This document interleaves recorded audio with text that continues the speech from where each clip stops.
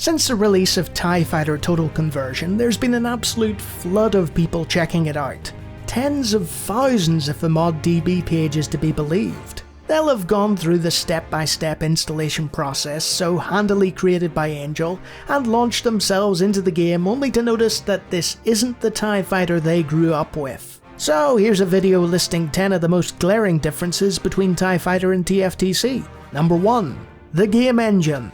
Possibly the most important reason to play TFTC in the first place is the change in engine. TIE Fighter runs on an upgraded version of the X-Wing engine, with the Special Edition operating on a Frankenstein's monster of original assets and the X-Wing vs TIE Fighter engine. TFTC doesn't operate on either of those, instead being based on a heavily modified version of the X-Wing Alliance engine, known as the X-Wing Alliance Upgrade. X-Wing Alliance was the last game in the series that Totally Games would work on, and flies a lot differently than the multiplayer-focused X-Wing vs TIE Fighter or the original TIE Fighter. While the controls are largely the same, certain menus have been removed and inertia and movement are different, and the fire rates and craft behaviours are altered. This can come as a surprise to veteran TIE Fighter fans who never played Alliance for whatever reason. Number 2. The graphics. While a handful of original assets from the game, like cutscenes, remain, and a few backdrops in briefings and the flight simulator are courtesy of the Special Edition, for the most part the graphics of the game are entirely different than the original. Whether it was the stellar backdrops created by the team or outsider artists, textures, meshes, effects, or even the lasers, everything is different. This can take a lot of getting used to for fans of the original or collector's edition of the game, who dealt with a largely dark backdrop with untextured craft. This combined with the game mechanics can often be too much for original pilots to get to grips with. Number 3. The campaign. It's important to note that TFTC contains the entirety of the original TIE Fighter campaign and both expansions, complete with all the original voice lines both in flight and in briefing. That much hasn't changed, and is always an option for players. What has changed is that there's an additional reimagined campaign, created from scratch by lead developer Angel. It is fully voiced and features almost completely different actors, save for a few in-flight lines cribbed from the original. The missions start familiar, with a large craft count to accommodate for the new engine and the more powerful computers running it, but soon starts to diverge significantly. While this has received near universal acclaim, it can be tough going for some pilots, even with invulnerability enabled. Number 4. The sound. Thanks to the work of subscriber Vanessa, TFTC has one of the most comprehensive music selections of any game, with players having the option to choose between recordings of an SC-55, AWE-32, a Gus, or a completely remastered soundtrack created by me. That's also a significant departure from both the original, which uses MIDI for its score, and the Special Edition, which has been belaboured with terribly uninventive Red Book audio that's ripped from the movies and doesn't react to the gameplay. X-Wing Alliance also uses audio as opposed to MIDI, but still has a cut-down version of the iMuse soundtrack, so you're getting an almost best of both worlds scenario in TFTC.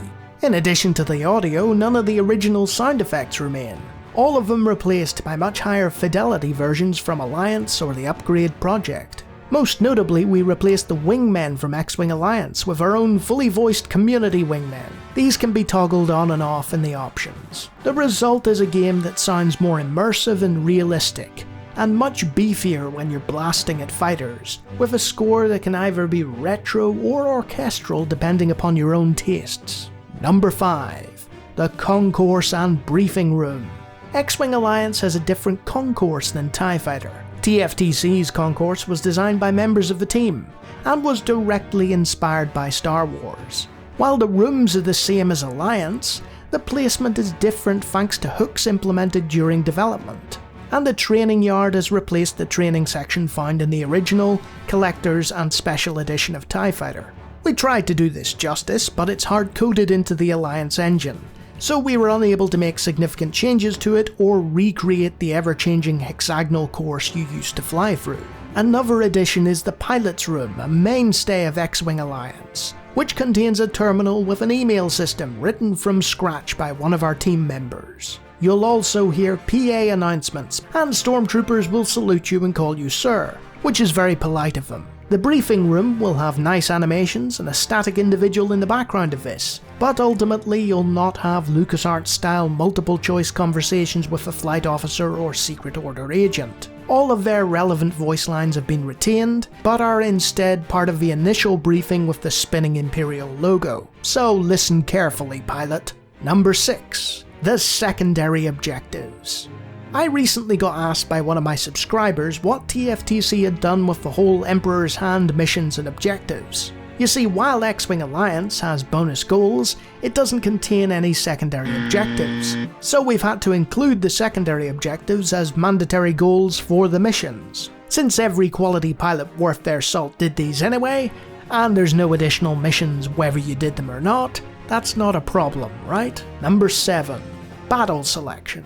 In the original TIE Fighter, you had the choice of a selection of battles to fly in, with later battles opening up after you'd completed these initial forays.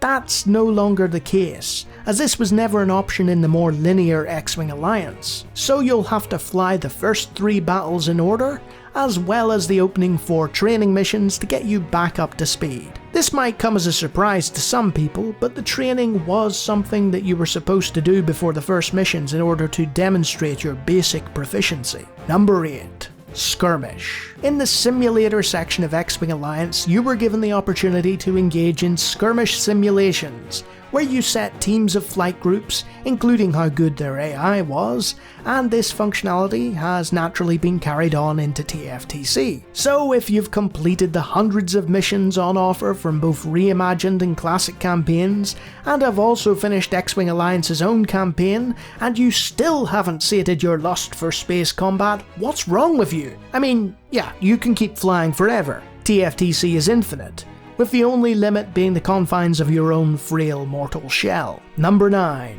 Hyperspace. In later TIE Fighter missions, you're given a hyperspace-capable craft, which automatically hypers into missions and can make a quick exit by hitting the H key by accident mid-mission and ruining it for yourself. This functionality was changed in Alliance, where you had to navigate your way to the hyperbuoys and press space in order to initiate the jump to hyperspace. To make up for this discrepancy, Angel painstakingly designed pre- and post-hyperspace areas to jump to and from for each mission in which you hyper somewhere. This can lead to some glorious visuals before getting into the heat of battle, but don't linger there admiring the scenery too long. Number 10.